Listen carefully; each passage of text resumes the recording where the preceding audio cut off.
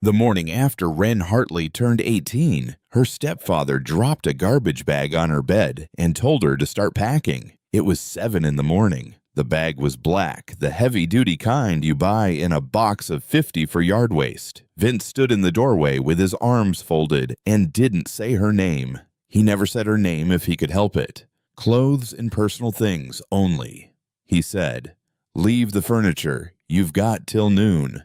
Then he walked away. Wren sat up in bed and looked at the bag. She didn't cry. She'd known this was coming. She'd felt it the way you feel a storm in your knees before the sky ever changes. Because Vince had been counting down to her 18th birthday for years. Counting it down the way other men count down to retirement. So, she packed. It didn't take long. 2 pairs of jeans, a few shirts, underwear, a toothbrush. The work uniform from the diner on Route 9 where she bussed tables and sometimes fixed the dishwasher when it jammed. And the photograph she kept in the top drawer of her nightstand. A young man holding a baby wrapped in a yellow blanket, dark hair, tired eyes, a careful smile. On the back in pencil somebody had written Caleb and Wren first week home. Her father, dead since she was 3. She slid the photo into the front pocket of her duffel bag, the one spot where it wouldn't get bent. Then she went downstairs. Her mother was at the sink. Sandra Hartley was 42 years old, and she was washing a pan that was already clean. Her hands moved in slow circles over the surface, around and around. She didn't look up when Wren came in. "Mom." Nothing. "Mom, look at me." Sandra turned off the water. She dried her hands on a dish towel, slowly, taking more time than the job required. And then she turned around and she looked at her daughter for about 1 second before her eyes dropped to the floor. "You'll be fine," Sandra said. "You're an adult now. I have $36. You have a job." "I have a part-time job, Mom. They give me 18 hours a week." Sandra folded the dish towel, set it on the counter, then picked it up and folded it again. Her mouth was a thin, straight line. Her eyes were red at the edges, but her voice stayed flat and even like a road with nothing on it. "Vince thinks it's time," she said. And there it was. Wren looked at her mother's face, and what she saw there wasn't cruelty. It was something worse. It was relief. She picked up the duffel bag. She walked through the living room, past the couch where she'd done her homework for 11 years, past the television Vince watched every single night, while she ate her dinner standing up at the kitchen counter because there wasn't a place set for her at the table. She opened the front door, and she pulled it shut behind her. What she didn't know, what nobody had ever told her, was that 5 hours north in a town she'd never heard of, a man had spent the last 13 years of his life building her a home and hiding something inside its walls. A man her mother swore had died before she was born. The car was a 2004 Honda Civic. She'd bought it for $800 with diner money. The check engine light had been on for 3 months. The passenger window didn't close all the way. There was a gap at the top that let in the rain and the cold. She threw the duffel in the back seat, and she sat behind the wheel for a long time before she could make herself turn the key. That first night, she parked at a Walmart on the edge of town. She leaned the seat back, used a balled-up sweatshirt for a pillow. She woke up 4 times, once to a truck idling 2 spaces over, once to footsteps outside the car, slow and deliberate, walking the length of the row. Once to the sound of somebody trying door handles one after another, getting closer. And the 4th time, she woke for no reason at all. She just opened her eyes and lay there, staring at the gray fabric ceiling of the car, watching the sky outside the windshield turn from black to charcoal to the color of dirty dishwater. The second day, she filled the tank for $9, ate a cheeseburger off the dollar menu in the parking lot, scrolled job listings on her phone until the battery hit 11%. She plugged it into the car charger, but the cord only worked if you held it at exactly the right angle. So she sat there, one hand pinching the cord, one hand scrolling, and nobody was hiring. Or nobody was hiring a girl with no address, no references except a diner manager who might not remember her name, and no way to shower before an interview. She kept the photograph on the passenger seat where she could see it. Caleb Hartley, 24 years old, holding a baby. She used to ask her mother about him. When she was small, what was he like? What did his voice sound like? Did he laugh a lot?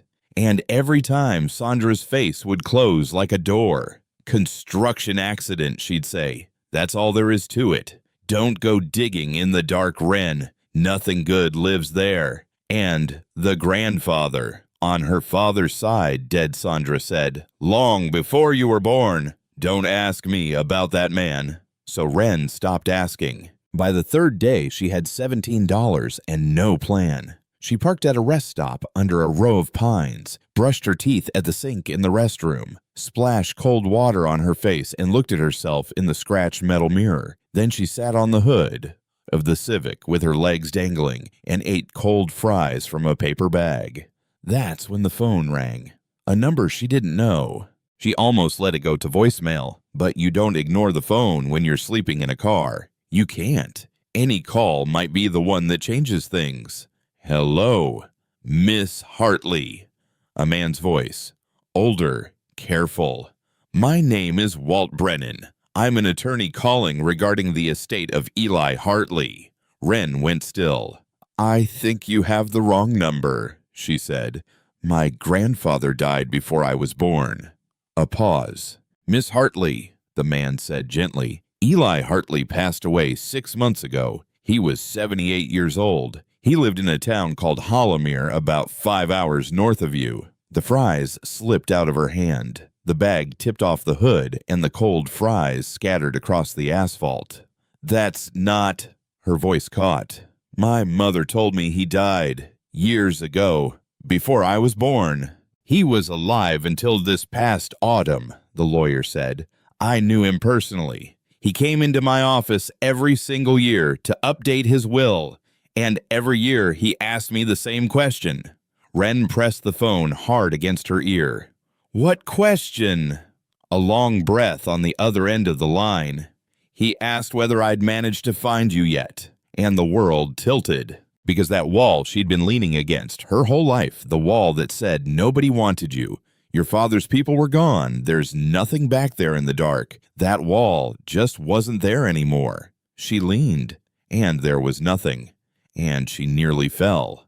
He named you, the lawyer went on, as the sole beneficiary of his estate. He left you a house, Miss Hartley. He built it himself, as I understand. The property's paid in full. No liens, no back taxes. He made very sure of that.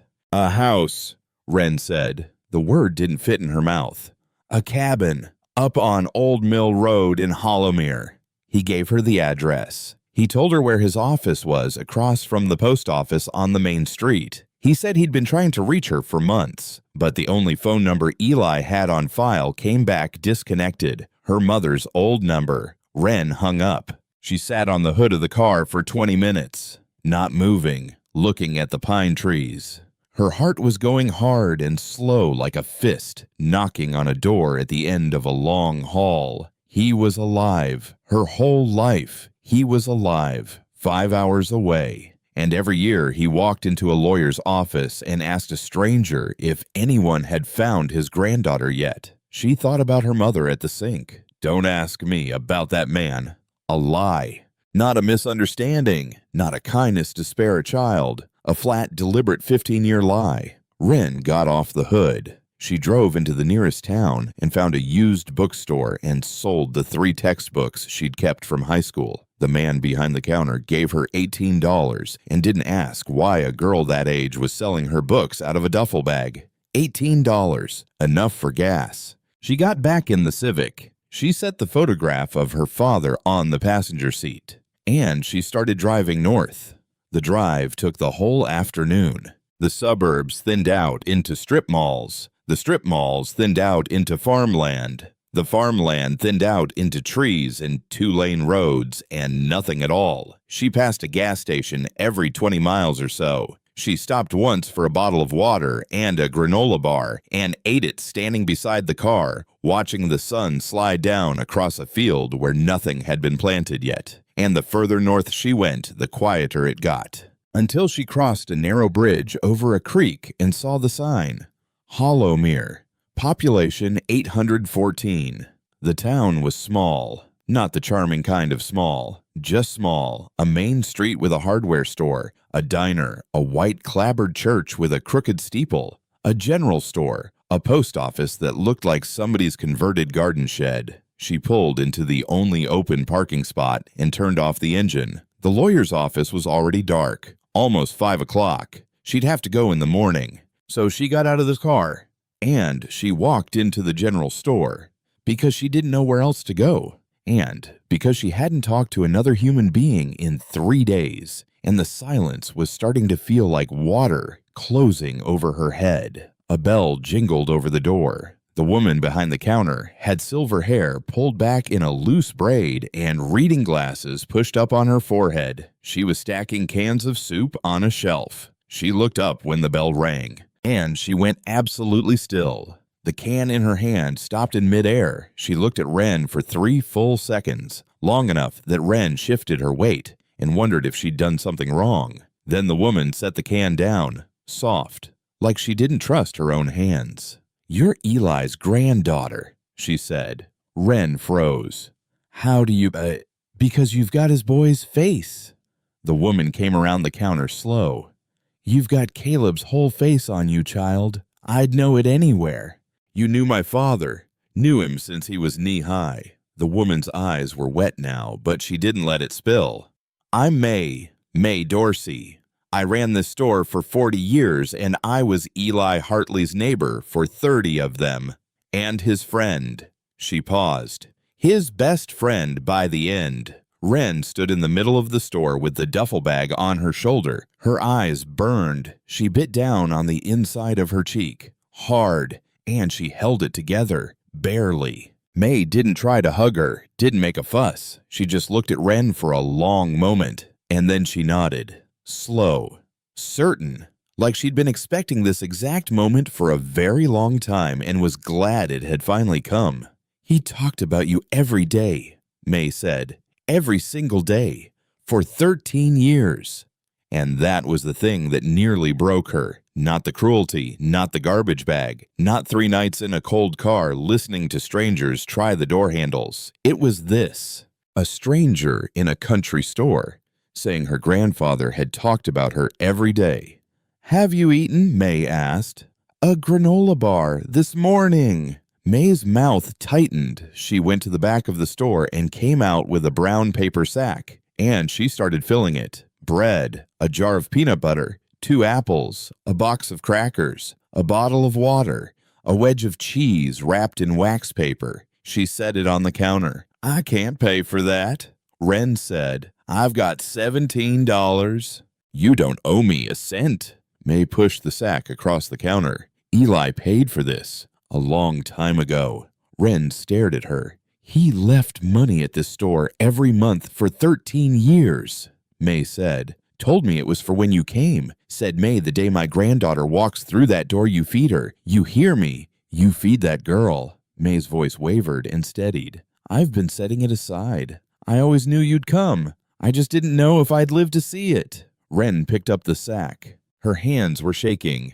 "What was he like?" she whispered. May leaned against the counter and folded her arms. "He was a carpenter," she said. "Built houses up and down this whole county for near on 40 years. Best hands I ever saw. After your daddy died."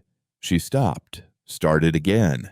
"After Caleb died, Eli went through a bad stretch. The drink. Couple of hard years of it. I won't pretty it up for you. He was somebody I didn't recognize for a while there.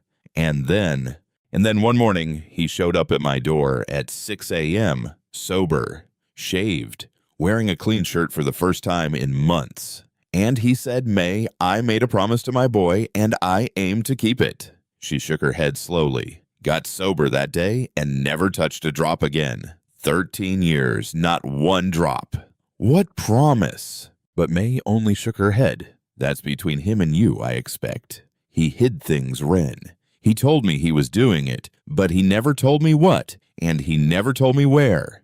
She tapped the counter, said the cabin would tell you when you were ready. "He never came to find me," Wren said, and it came out harder than she meant, like an accusation. "He lived 5 hours away. He never once." "He tried." May's voice dropped low. "Lord, child, he tried everything a man could try. Letters, lawyers, court. He tried for years." Her eyes filled, and this time she let one tear go, brushing it away with the back of her hand. "He just couldn't get through, so he built instead. He said if he couldn't bring you to him, he'd build you a place worth coming to, and he'd make sure it was ready for the day you found your way." The bell over the door hummed in the silence. "How do I get there?" Wren asked. May gave her directions. 2 miles up Old Mill Road. Take the left fork where the road splits at the dead oak. Mailbox with no name on it. "Wren," May said as she turned to go. Wren stopped at the door. "He kept that place spotless. 13 years of work. You take your time with it. Don't rush." He didn't.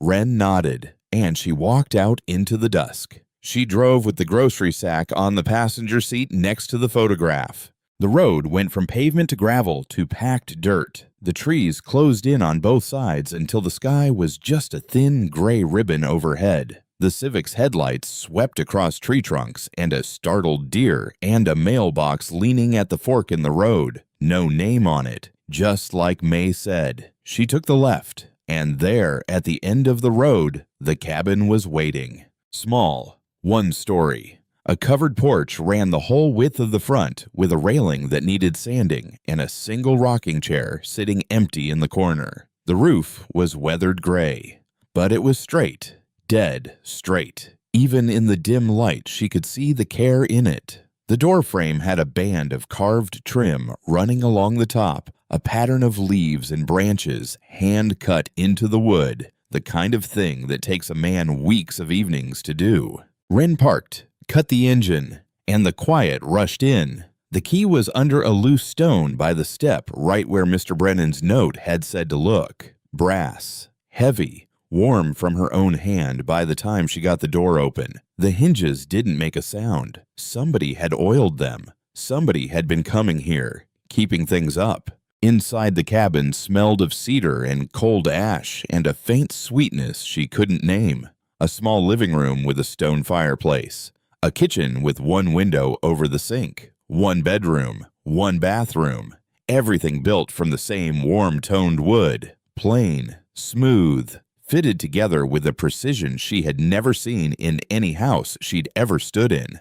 She ran her hand along a shelf. Level, perfectly level. She opened a drawer. It slid without a single catch and closed with a soft, satisfied click. Nothing creaked. Nothing wobbled. The whole house felt like it had been holding its breath. She set the duffel bag down on the floor, and for the first time in 3 days, she felt the muscles in her shoulders come down from around her ears. She didn't have a bed. There was no furniture except a single wooden chair by the fireplace and a small table beside it. But there was a roof, and 4 walls, and a door that locked. She found a broom in the closet and swept every floor. She didn't even decide to do it. Her hands just started, wiping counters, testing faucets. The kitchen tap sputtered brown for 10 seconds, then ran clear and cold. She drank straight from her cupped hands, and it tasted like stone and pine.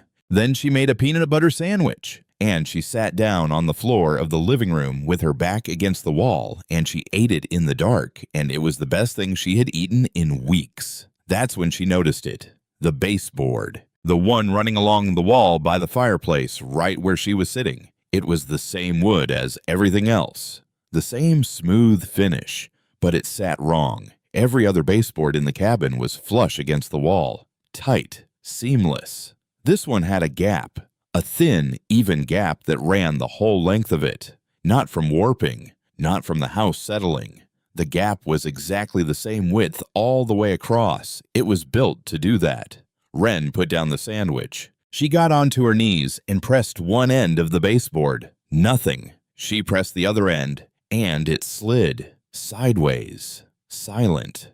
On hidden tracks, the wood vanishing into the wall like it had never been there at all. Behind it was a compartment. cedar-lined, maybe 8 inches deep and 2 feet wide, and inside were 3 envelopes, white, standing upright in a neat little row, each one labeled across the front in careful, steady handwriting. Wren, age 6. Wren, age 7. Wren, age 8. Her breath stopped in her chest. She reached in with trembling fingers and took out the first one, slid her thumb under the seal. It opened easy like it had been waiting. A birthday card. Simple. A drawing of a cake on the front 2 candles. She opened it. Happy birthday, Wren. I hope this one reaches you. I mailed a card to your mother's house, but it came back like all the others. So I'm going to keep this one here instead where it'll be safe. You are 6 years old today, and I have never once stopped thinking about you. Your daddy would be so proud of the girl you're becoming, even though they won't let me see it. I love you, sweetheart. Grandpa Eli Wren sat on the floor of the cabin her grandfather built, and she came apart.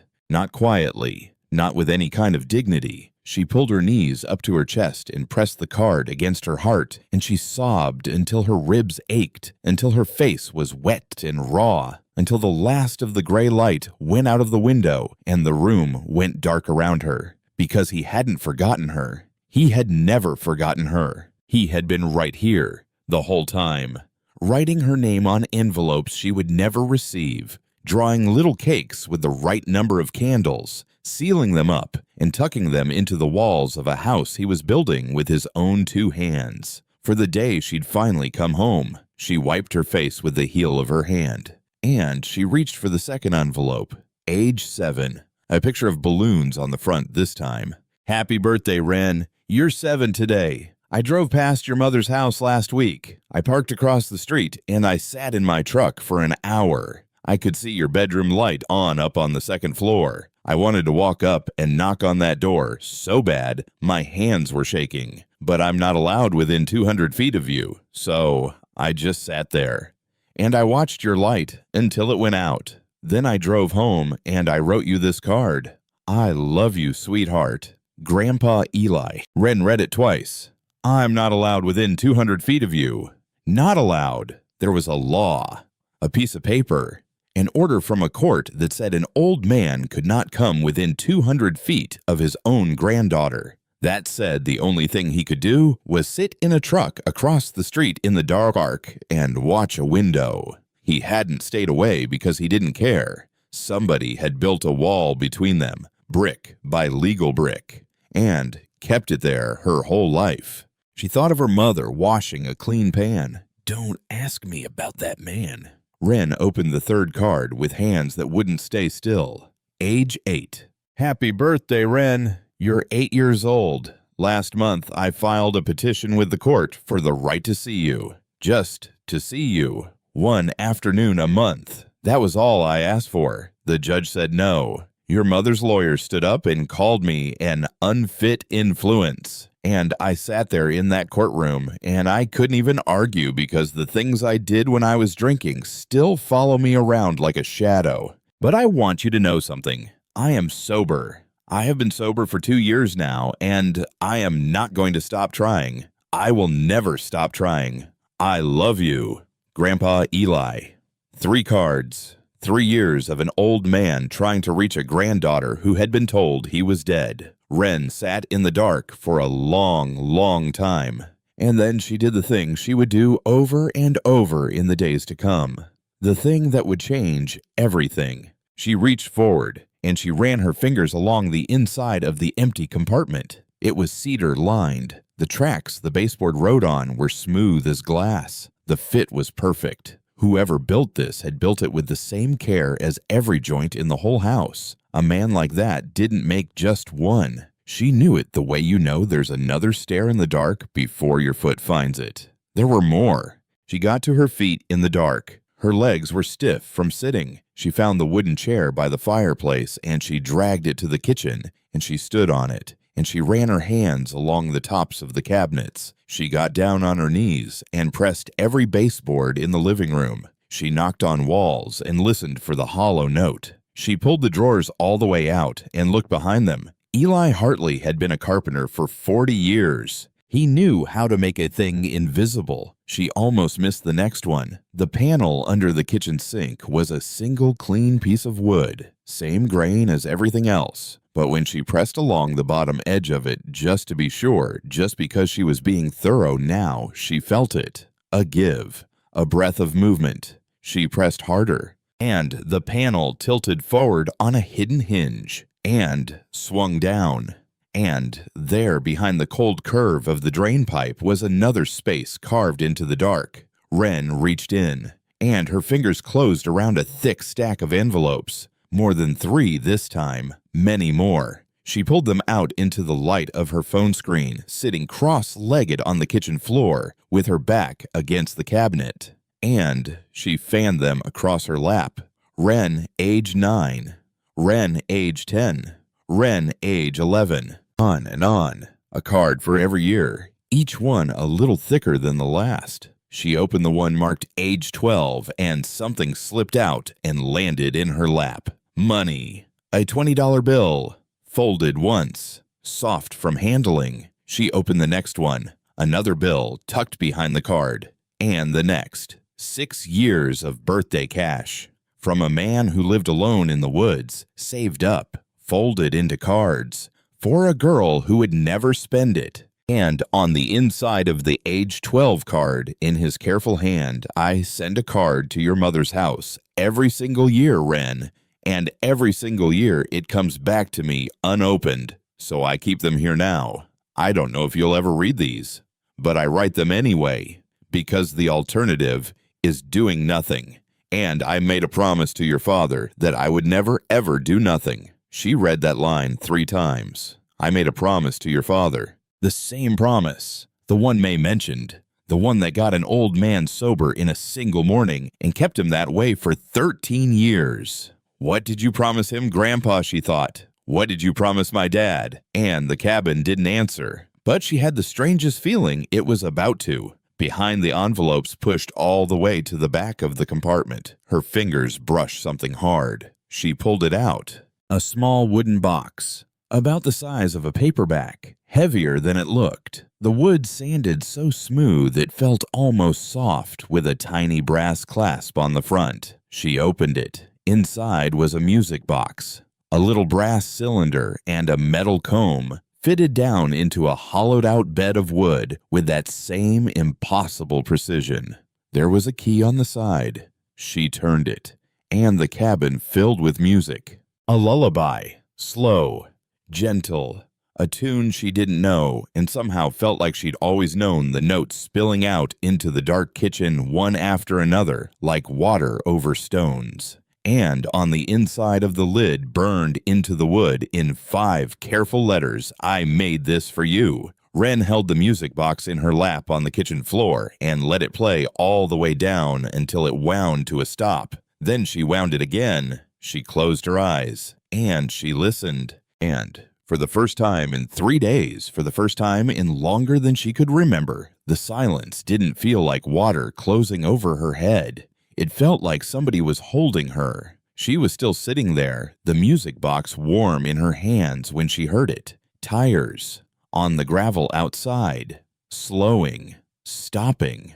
A car door. Wren went to the window. An old pickup truck had pulled up behind her Civic, and May Dorsey was climbing down out of it, a casserole dish balanced in one hand and a paper sack tucked under the other arm, picking her way up the dark path toward the porch. Wren opened the front door. Didn't want to come by too early, May called out, climbing the steps. Figured you'd want a night to settle in first. She held up the dish.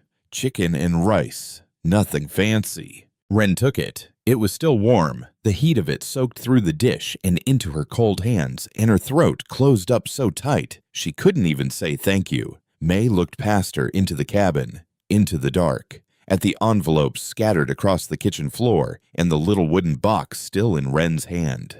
The old woman went quiet. "You found something," she said, soft. It wasn't a question.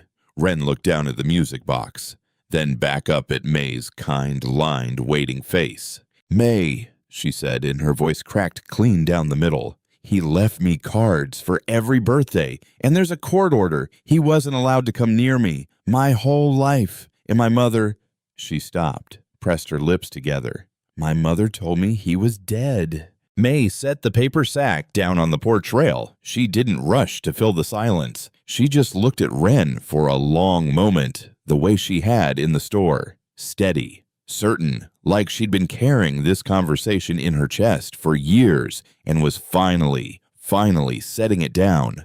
"Honey," she said, "sit down. There's a whole lot you don't know yet. About your daddy, about your grandfather, about what really happened in this family." And outside the window, the last light died over the tree line, and the wind moved through the pines. And somewhere out there, an old mailbox with no name on it leaned a little further toward the dark. Wren sat down in the wooden chair her grandfather had built with his own hands, and she said, "Tell me everything."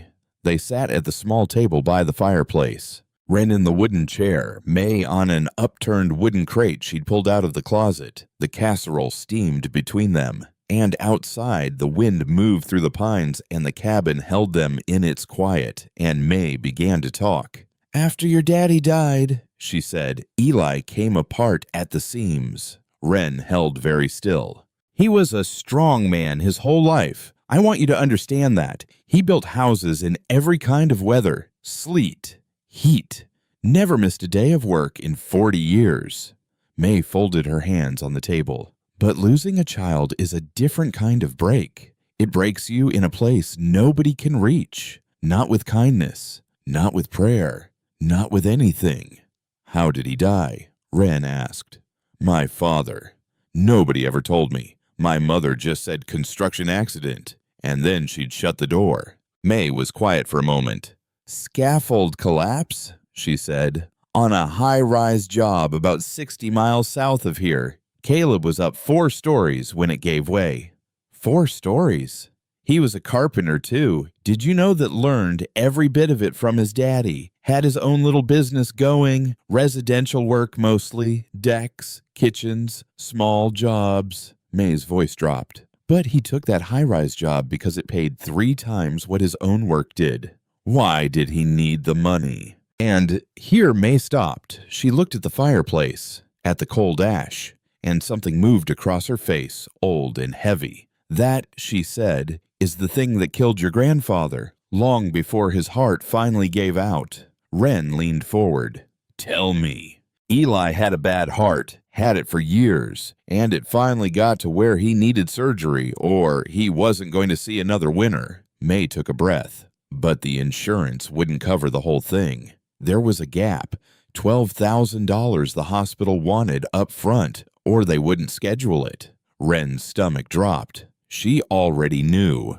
Before May said it, she knew the shape of it, the way you know the end of a song you've never heard. "Caleb took the high-rise job to close that gap," May said. "To pay for his daddy's surgery. Eli begged him not to. Begged him. Said he'd rather die on his own kitchen floor than watch his boy climb up on a scaffold he didn't trust." May's eyes shone in the firelight. "And your daddy looked him dead in the eye and said, 'You raised me by yourself after Mama left. You taught me everything I know. Let me take care of you for once.'" The fire ticked. The wind pressed against the window. "3rd week on the job," May said.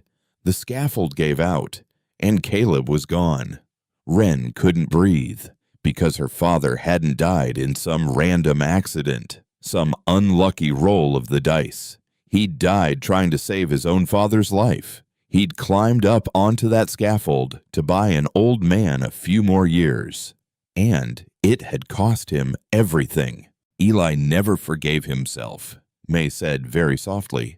"Not for one single day. He believed Caleb died because of him, because of his bad heart and his lousy insurance and that $12,000. He carried it like a stone in his chest until the day he died." "Was it his fault?" Wren whispered. "No." May shook her head slow. "Caleb made his own choice. He was a grown man who loved his daddy. But that's not how guilt works, honey. Guilt doesn't care about the truth. Guilt finds a way to make everything your fault." They sat in the firelight for a long time, neither of them speaking. Then May told her about the drinking, the 2 years of it, the man she didn't recognize, the closed door, the unanswered phone, the bottles. And then the morning he showed up at her store at 6 a.m., sober and shaved and changed, saying he'd made a promise to his boy, and he aimed to keep it. "What was the promise?" Wren asked. But May only shook her head again. "He never told me the words of it, just that it had to do with you. Take care of Wren." "Something like that, I always figured." She reached across the table and put her warm, dry hand over Wren's. "But I think you're going to find out the words yourself. I think he left them somewhere in these walls, knowing him." May stayed until the casserole was gone. She washed the dish at the sink and set it in the rack to dry. She told Wren to come by the store any time for anything, day or night. And then she drove off down the dark road, her taillights swallowed up by the trees. Wren slept on the bedroom floor that night, on top of the duffel bag, with her jacket pulled over her like a blanket. And she slept all the way through, for the first time in days. No idling trucks, no footsteps in the dark, no hands trying the door, just the deep, total silence of a house in the woods that her grandfather built. She woke with the gray dawn coming through the bedroom window, and she went back to searching, because there was more. There had to be. A man who hid cards in the baseboards and a music box under the sink. A man who built compartments like he was breathing. He hadn't said everything yet. She could feel it. The bedroom was the smallest room in the cabin. A closet with a hanging rod. A window facing the back. Bare walls. She went over every inch of it. She pressed the floorboards. She knocked the walls and listened for the hollow note. She ran her hands down the window frame and around the closet and along the trim. And then she found it. The panel on the wall opposite the window. Same wood, same finish. But when she laid her palm flat against it and pushed gently the way the house had taught her to push, by now it gave. Just barely. A breath of movement. She worked her fingertips around the edges until she found the catch. A small wooden button recessed into the corner of the trim where you'd never see it unless you were looking. She pressed it, and the panel swung inward. This one was deeper than the others. Inside were 2 stacks of envelopes, each stack tied up tight with kitchen string. She pulled them out and sat down on the bedroom floor in the cold morning light. And she untied the first stack. These weren't birthday cards. These were letters, long ones, in plain white envelopes. And every single one was addressed to Sandra Hartley, to that house, that exact house, the one Wren had been thrown out of 6 days ago, with a garbage bag, and every single one was stamped across the front in thick red ink. Return to sender. The handwriting on the stamp wasn't a postal clerk's. It was her mother's. Wren's hands went cold. 15 letters. She counted them, 1 for every year. She opened the first. "Sandra, I am sober. I have been sober for 8 months now. I am asking you, please, let me see my granddaughter. I'll come to your house. I'll meet you in a public place, anywhere you say. I'll do whatever you need me to do. She is my son's daughter. She is all I have left of Caleb. Please." She opened the next one.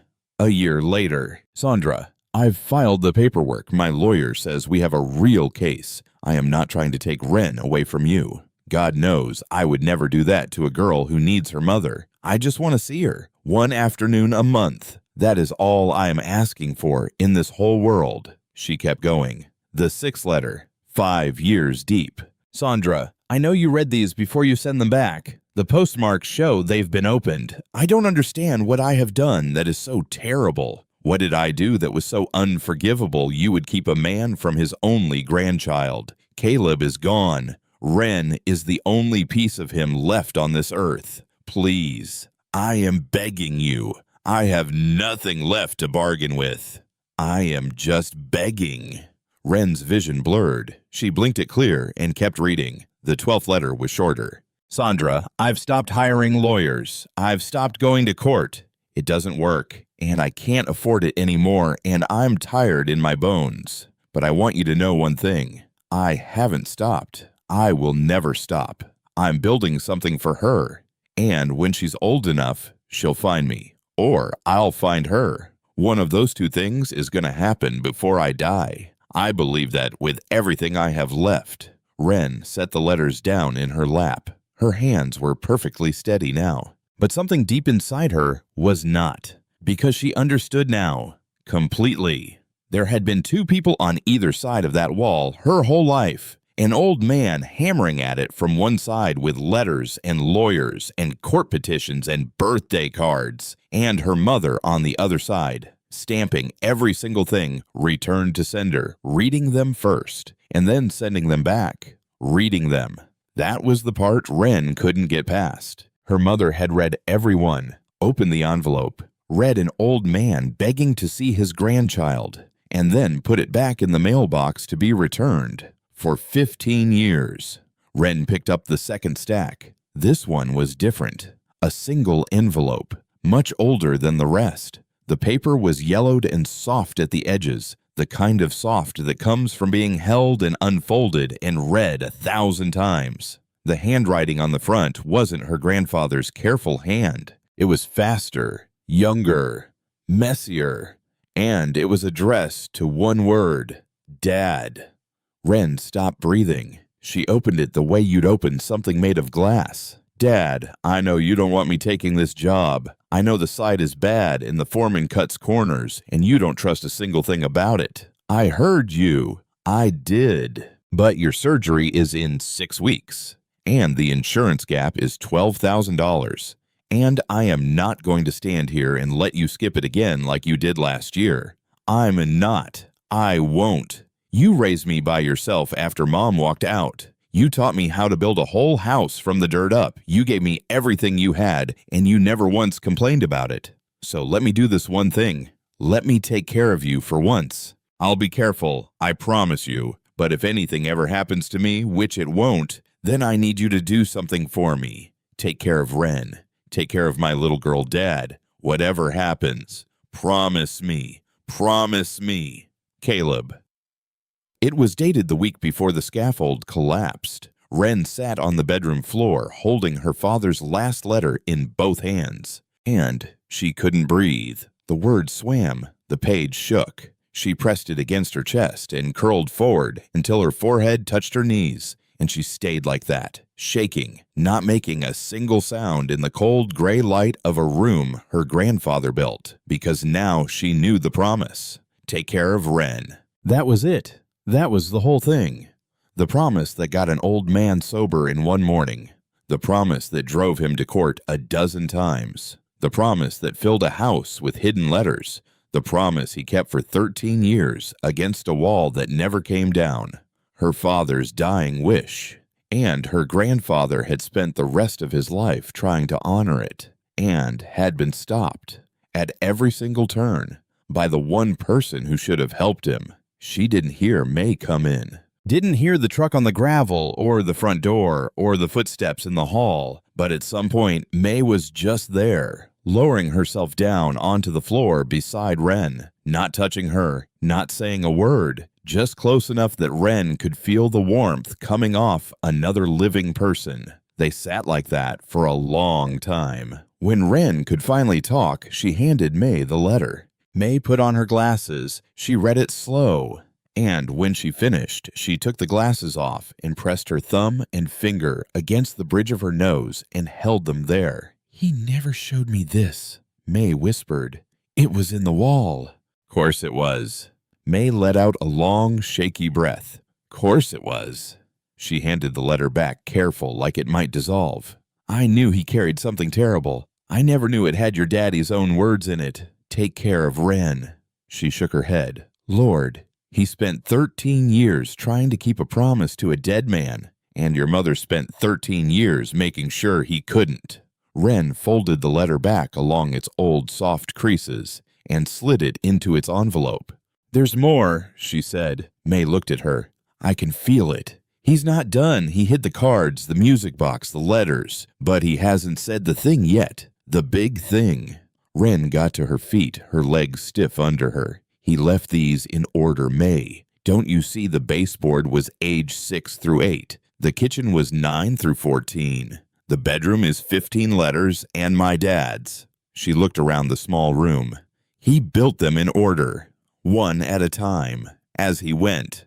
"Then where's the last one?" May asked, and Wren already knew, because she knew how he thought now. She'd learned it from the house, from the level shelves and the silent drawers and the trim he hand-carved over the door. A man like Eli wouldn't bury his biggest secret in a bedroom wall. He'd put it at the heart of the house. She walked into the living room, to the fireplace. The hearth was made of flat fieldstones fitted together so tight and so true that they looked like a single poured surface. No mortar, just stone laid against stone by a man who had all the patience in the world and nobody to spend it on. Wren knelt down, and she ran her fingers along the edges of each stone. Solid, solid, solid, until one wasn't. One stone near the base of the hearth sat a hair higher than the rest, not even a quarter inch. You'd never see it, but she felt it under her palm the way you feel a loose floorboard in the dark. She pressed it.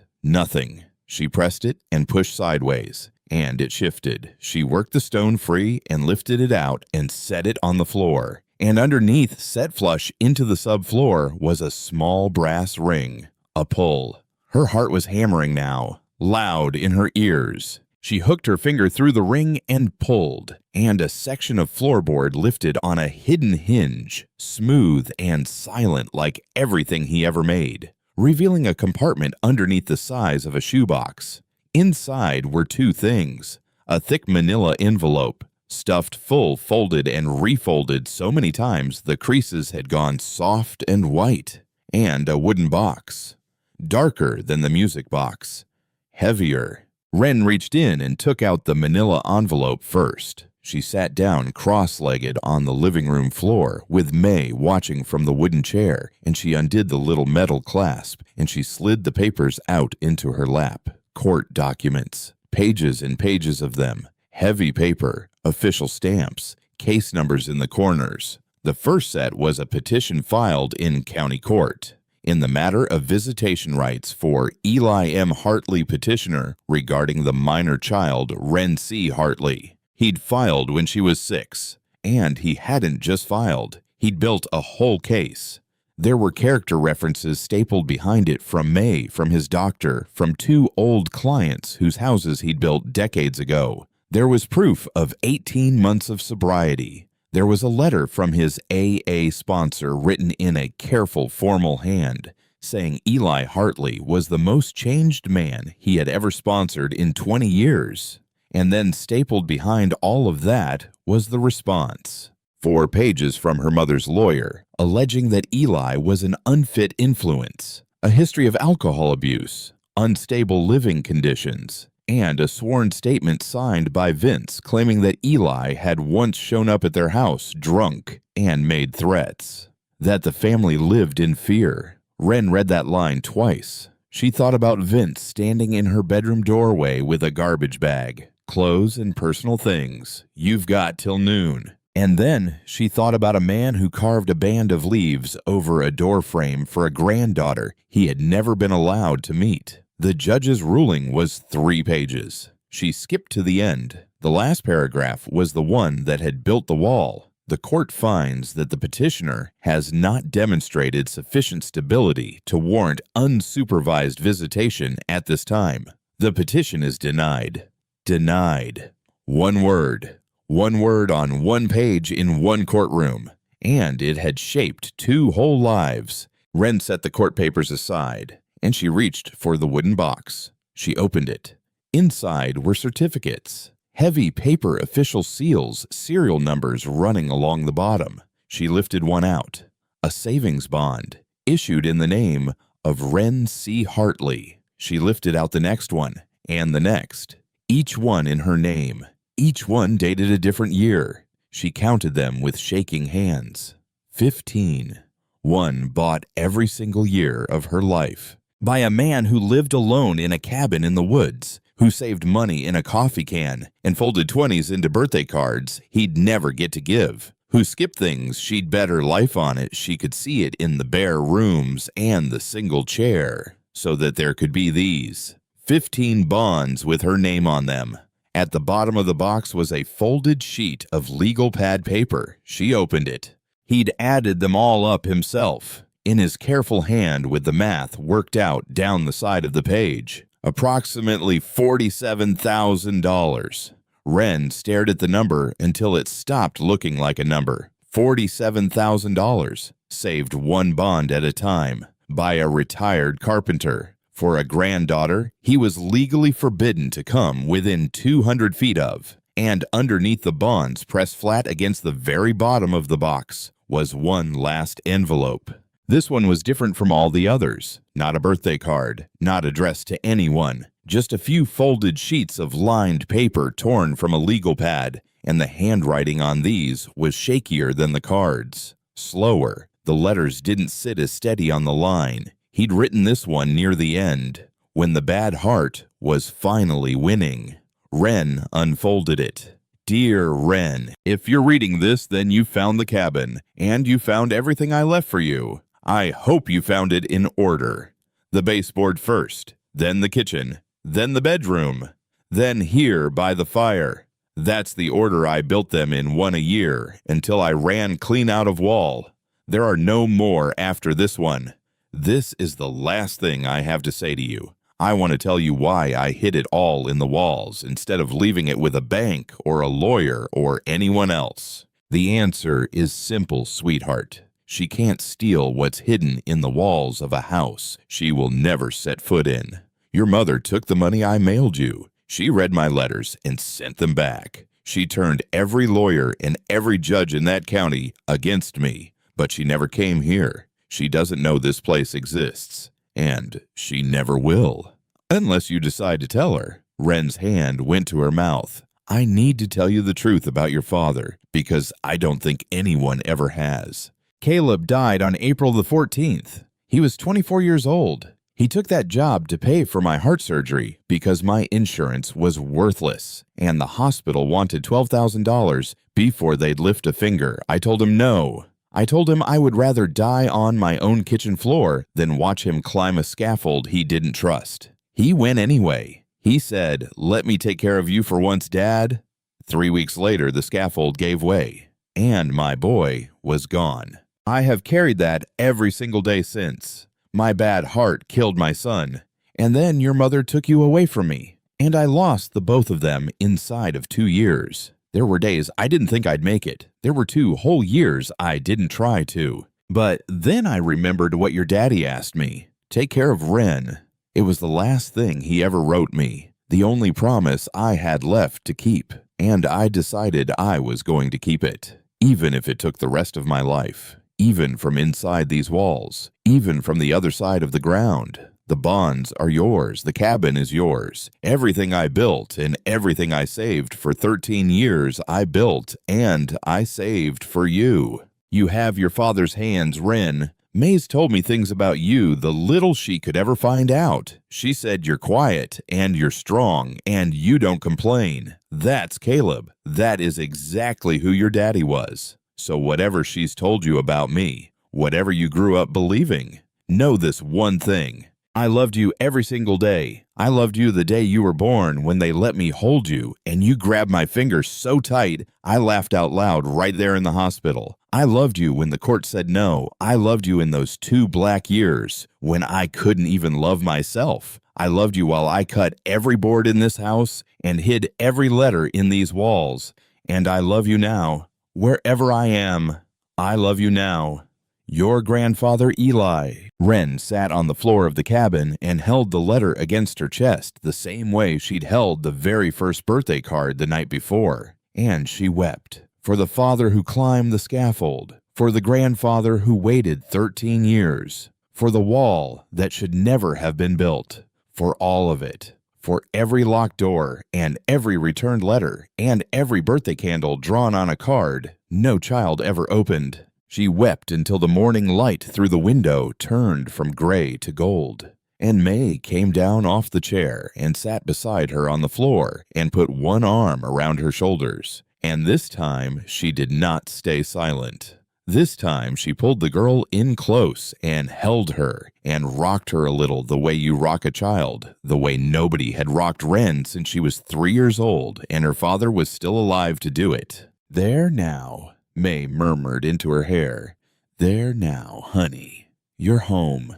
You found your way home. He knew you would. He always knew." The music box sat on the table above them. The savings bonds lay scattered across the floor like fallen leaves. And the letter, the last letter, the real letter, rested warm against Wren's heart. Outside, a vehicle slowed on the gravel road. Neither of them heard it. It came around the last bend, and it stopped behind Wren's old Civic. The engine ran for a moment, then cut off. A car door opened, and a woman in a long coat stepped out into the morning light and stood beside the car and looked up at the cabin, at the porch, at the carved trim over the door. A second door stayed shut. A man sat in the passenger seat looking at his phone.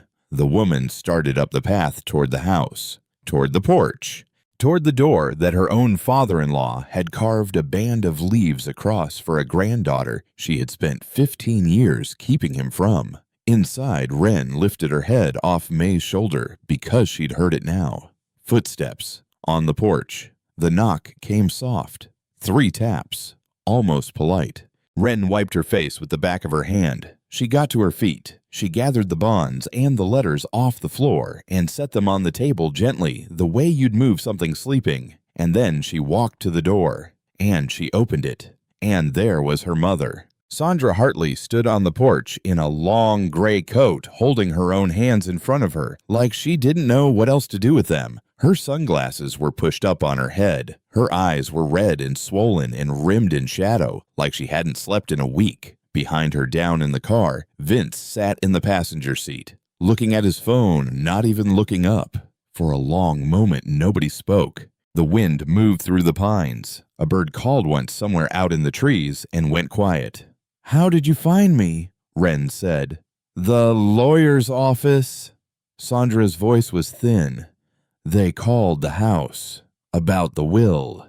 She glanced past Wren into the cabin, at the stone fireplace, at the carved shelves.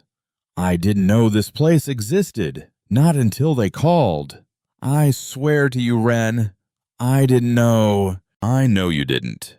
Wren's voice was flat and even, the same flat, even voice her mother used to use at the kitchen sink. "He made sure you never would." Sandra flinched. "Can I come in?" she asked. Wren looked at her for a long time, then she stepped aside. Sandra came up the steps slow. Her hand found the porch railing, the railing Eli had sanded smooth. With his own hands, the railing Wren had run her own fingers along the night she arrived. And she gripped it, and she came up onto the porch and into the house. She stopped just inside the door, and she looked around the room. And whatever she saw there hit her harder than Wren expected, because Sandra's face crumpled, just for a second, just long enough for Wren to see it. The hand-cut trim, the level shelves, the careful, patient, loving work of it everywhere you looked. A whole house built by a man's grief and his stubbornness and his love. A man Sandra had told the world was dead. "My God," Sandra whispered. "He built all this with his hands," Wren said. "Every board, every joint, for 13 years. May rose from the wooden chair without a word. She gave Wren's shoulder one squeeze, and then she stepped out onto the porch, easing the door most of the way shut behind her, leaving it open just a crack, close enough to hear, far enough to let them be. Sandra didn't sit. There was only the one chair, and she didn't take it.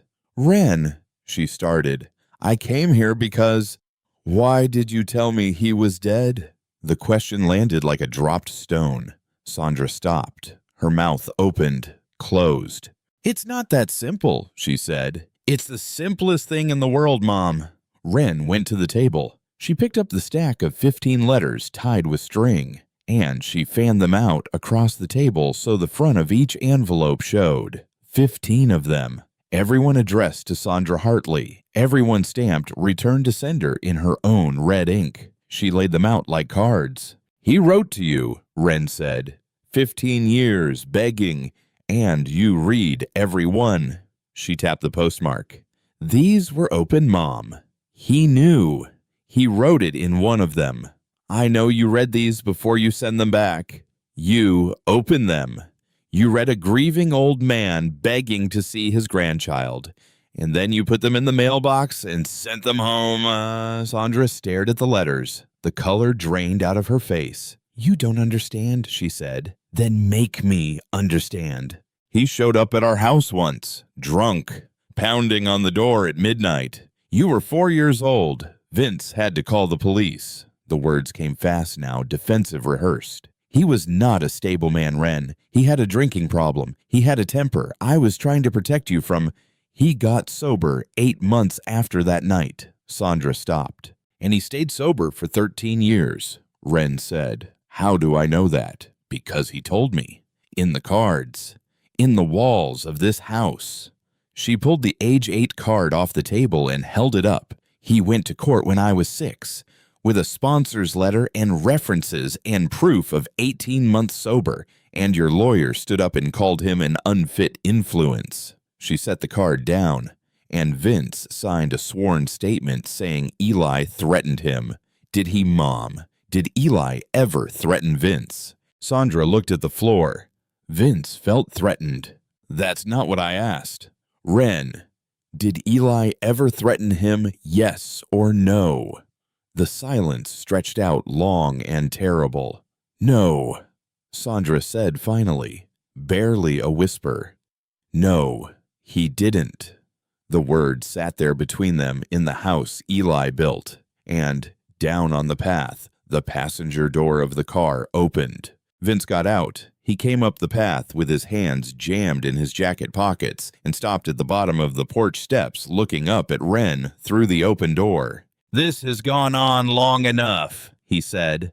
We drove 5 hours up here to have a civil conversation, and you've got your mother in there crying like she's on trial.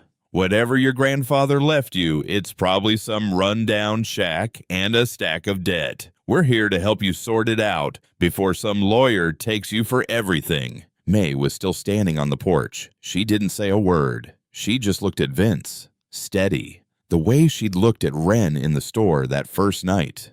Go back to the car, Vince, Wren said. Don't talk to me like that. I put a roof over your head for 11 years. You put a garbage bag in my hands and a deadline on my head. Wren stepped out onto the porch. You are not my family. You never wanted to be. You counted down to my birthday like it was a parole date. Vince's face went red. You ungrateful little... He took a step up. I don't know what kind of fairy tale you've cooked up about that drunk in the woods, but I'm telling you, whatever's in that shack isn't worth the gas we burned getting here. It's worth $47,000. Vince stopped. His foot was on the second step, and it just stopped there. $47,000, Wren said again, slow watching it land on his face. In savings bonds, all in my name, one for every year of my life. From the man you called a drunk who lived in the woods. For a second, nobody moved, and then Wren heard tires on the gravel. Another vehicle coming up the road. A pickup truck appeared around the bend. Wren recognized the man at the wheel, the fellow from the hardware store in town. He had a load of lumber in the bed, the order she'd placed her second day the boards to finish fixing the porch. He parked. He got out. He didn't say a word, and he didn't look at Vince. He just walked around to the truck bed and started unloading like it was any ordinary morning. Behind him, a second car slowed and pulled over. The man with the gray beard who drove the rural mail route. He didn't get out. He just sat there, engine running, watching. Vince looked at the hardware man, then at the mail truck, then at May standing on the porch with her arms folded. A whole town, quietly arriving, quietly standing witness. For a girl they had known for 6 days, because her grandfather had been one of theirs for 30 years, and in a town of 814 people, that still meant something. The color drained right out of Vince's face. Sandra, he said, let's go. Sandra didn't move. Sandra, get in the car. Go wait in the car, Vince. He stared at her, his own wife, saying his name back to him in a voice he'd never heard her use. and then he turned, and he walked down the path, and he got in the car and slammed the door so hard the whole frame rattled. The engine started, the sedan backed down the dirt road, swung around at the wide spot by the dead oak, and drove away. And nobody followed it. The hardware man kept unloading lumber. The mail truck idled at the edge of the road. May stood on the porch with her arms folded. They were just there, present, the way a town is present at a funeral or a barn raising or any other moment that matters too much to face alone. Wren turned back to her mother. Sandra had sunk down into the wooden chair. Her shoulders were pulled in tight. Her hands were knotted in her lap. She looked smaller than Wren had ever seen her look in 18 years. "Why?" Wren said, and her voice broke on the word, all the flatness gone out of it now. "Just tell me why. The truth. I've earned the truth." Sandra took a long, shaking breath, and when she looked up, her eyes were wet, and this time she didn't fight it. "Because when I look at you," she said, "I see Caleb." Wren went still. "You have his face, his hands, the way you tilt your head when you're thinking something through, the way you go quiet when you're angry instead of yelling." Sandra's voice cracked clean in half. "Every single thing about you is your father, and every letter that man sent had Caleb's name in it. Caleb would want this. Caleb would be so proud. Remember what Caleb said." She pressed her fist against her mouth. "I couldn't read his name. I couldn't. It was like getting cut open every single time." "So you cut him off." "I cut everything off." The tears came faster now. "I was 24 years old, Wren. 24. With a 3-year-old and a dead husband and a father-in-law showing up drunk at my door in the middle of the night, and I could not carry it. Any of it. So I shut the doors. All of them. I told you he was dead because—" Her voice dropped to almost nothing. "Because if he was dead, then I never had to explain why he wasn't there. I never had to say his name. I never had to remember." She pressed both hands over her eyes, and her shoulders shook. It wasn't loud. It wasn't dramatic. It was the quiet, ugly, broken crying of someone who has been holding something heavy for 15 years and finally set it down on the floor. "There was more to it than that," she whispered. "When I married Vince, he didn't want Caleb's family anywhere near us. He said it was time to start clean. A new family, no ghosts. And I was so tired, Wren. I was so tired of being sad. I wanted somebody to make the decision so I didn't have to. So I let him. God forgive me. I let him build that wall and I handed him the bricks." She lowered her hands. Her face was wrecked. "I told myself I was protecting you, but I wasn't protecting you from him. I was protecting myself from remembering. And it cost you a grandfather who loved you more than I ever let you have." Wren stood in the doorway of the house Eli built, and she felt something move inside her chest. Not forgiveness, not yet. Maybe not all the way ever, but something. A small, hard knot that had been lodged behind her ribs since the morning Vince dropped the bag on her bed. It loosened, just a little. She went into the kitchen, and she poured a second cup of coffee from the pot May had made that morning. And she came back, and she held it out to her mother. Sandra looked at it, and then she took it, with both hands. Like it weighed more than it did, she didn't say thank you, she just held it. And Wren sat down on the floor in front of her, with her back against the wall, the same spot where she'd found the first card. "He held me," Wren said quietly. "Did you know that when I was born, he wrote it in his last letter? He held me in the hospital, and I grabbed his finger so tight, he laughed out loud." Sandra closed her eyes. "I remember," she whispered. "I remember that day. He cried. Big, tough carpenter. Cried like a baby holding you." A small broken sound that was almost a laugh. "I'd forgotten that. I made myself forget it." They sat together for a long time, mother and daughter, in a house built by the man between them. When Sandra finally left, she did it quietly. She set the empty coffee cup in the sink and rinsed it, an old habit, and Wren watched her hands move and thought of all the clean pans her mother had washed over the years just to have somewhere to put her hands. At the door, Sandra stopped. "I have pictures," she said, "of your father, of you when you were a baby. Some of him." She didn't have to say who him was. "I kept them in a box in the back of the closet. I should have given them to you years ago. I'll mail them, if you'll have them." "I'll have them," Wren said. Sandra nodded. She started down the steps. Then she turned back one more time, her hand on the smooth railing. "He built you a beautiful home, Wren," she said. "I'm sorry it took me all these years to let you have it." And then she got in the car, and Vince drove them away. And Wren stood on the porch and watched the taillights disappear down the dirt road swallowed up by the trees. Two very different departures, she thought. May's truck, the first night with the warm dish and the kindness, and this one now. She didn't know yet which one would hurt longer. May came up onto the porch and stood beside her. "You did good," May said. "I don't know what I did. She just talked, and I listened." "Sometimes," May said, "that's the whole thing." The summer turned, and the cabin changed. Wren put curtains in the windows. She sewed them herself on a second-hand machine she bought in the next town over white cotton with a thin blue stripe. The hems came out crooked, and the stitching wandered, but they were hers. And when the morning sun came through them, it turned the whole front room soft and gold. She finished the porch. Every board that needed replacing, she replaced. She found the rotten post and braced it, and then cut a new one and fitted it in, using Eli's handsaw and Eli's chisels, the tools she'd found in the closet, each one oiled and sharp and resting in its own place. She sanded the railing smooth and stained the whole thing against the weather. She checked it with his level 3 times. Plumb.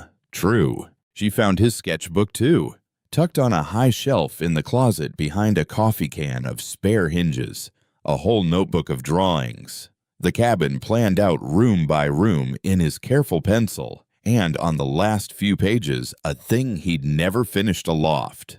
A sleeping space up under the roof with a built-in ladder and a little round window facing east to catch the morning. He'd drawn it all out, the joinery, the measurements, the angle of the stair. He just hadn't lived long enough to build it, so Wren built it for him. It took her the rest of the summer. She enrolled at the community college 20 miles east in the fall design and carpentry, 2 classes, and a workshop paid for out of the bonds. Her instructor, a retired contractor with sawdust permanently in the creases of his hands, watched her work for a week and then told her she had natural hands. "You don't fight the wood," he said. "Most beginners shove it around. You let it tell you where it wants to go." She thought of her father, who learned it all from Eli, and Eli, who learned it from somebody too all the way back. Hands passed down a line, skipping over a wall and finding her anyway. She worked weekends at May's store, stocking shelves, running the register, carrying bags out to trucks for the old-timers, $12 an hour, and lunch from the deli case. And by October, she knew everyone's name, who needed help carrying, who wanted to chat, who just wanted their groceries and a kind word and to be on their way.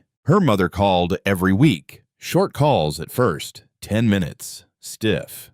But they got a little longer each time and a little less stiff. And one Sunday in November, Sandra told her a story about Caleb growing tomatoes behind their first apartment, Basil 2, how he'd babied those plants like children. Wren had never heard it before. She wrote it down so she wouldn't lose it. The box of photographs came in the mail. Wren opened it on the porch. Inside were pictures she'd never seen.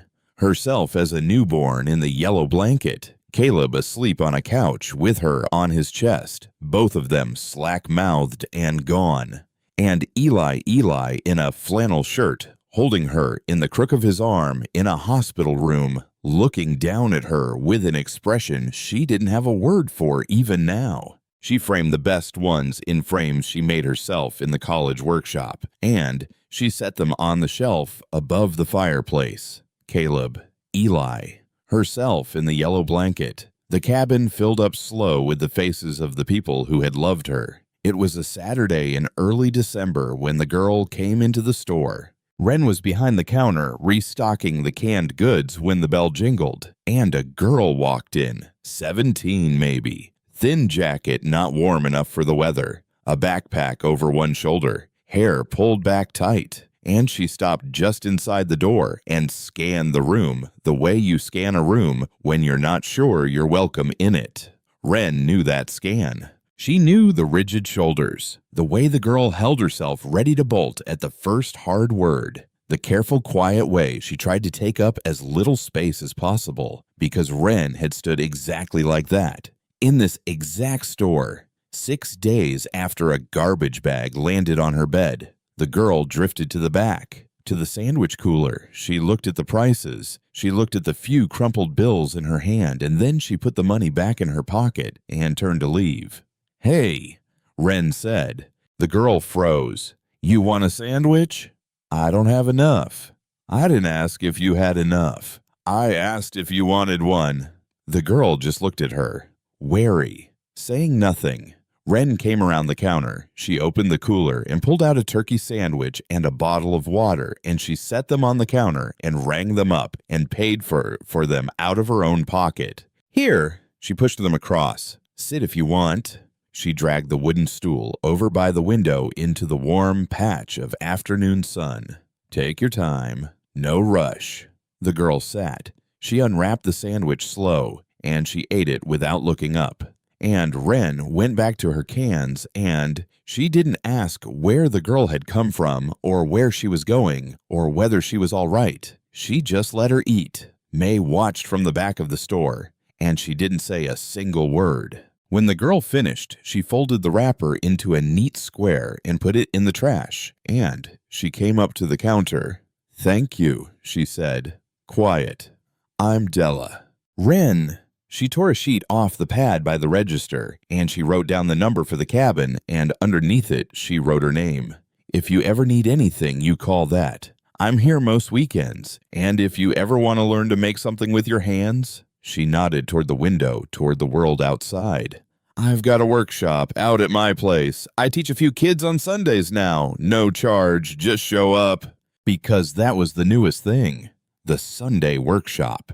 In the old shed out back of the cabin, the one Eli never finished, the one Wren had cleared out and wired up and filled with his tools. 3 kids so far. Then 4. Kids from town who didn't have much and didn't have anybody to show them how. Wren taught them to cut a clean joint, to sand with the grain, to check a thing with a level and trust the bubble over their own eyes. She taught them what the wood had taught her, what Eli's hands had reached across 13 years and a wall and a grave to put in hers. Della took the paper. She looked at it for a long moment. Then she folded it small and put it deep in her jacket pocket where it wouldn't get lost. And she walked out into the cold afternoon.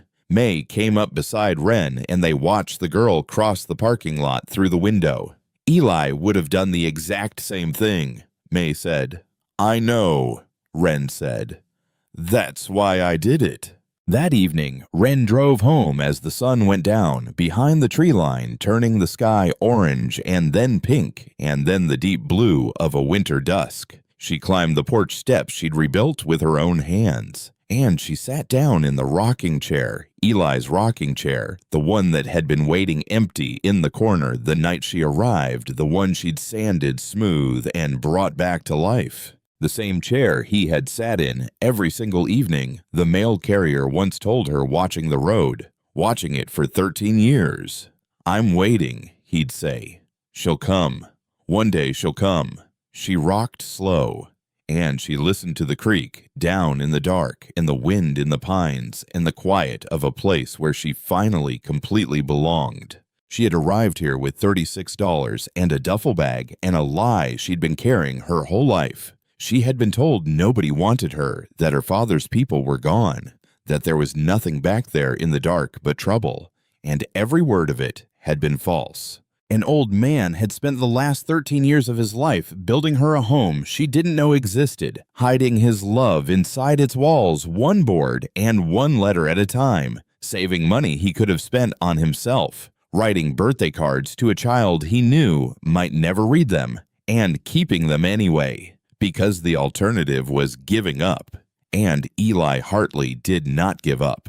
What he hid in the walls wasn't money. It wasn't even the letters. What he hid in the walls was proof that she had been loved her whole entire life, fiercely, faithfully, from a distance she never knew was being crossed, by a man she never got the chance to know. And that was enough. After everything, after all of it, that was more than enough. She reached into her coat and took out the last letter, the real one. She'd read it so many times by now she knew it by heart, but she liked to hold the paper to feel where his shaking hand had pressed too hard near the end. She found the last lines in the dim porch light. And I love you now. Wherever I am, I love you now. Wren folded it back along its creases and held it against her heart. The sun dropped below the trees. The sky went from blue to purple to dark. A single light came on in the cabin window behind her, warm and gold against the falling night. And somewhere down at the road, an old mailbox with no name on it stood quiet in the dark, no longer waiting for anyone.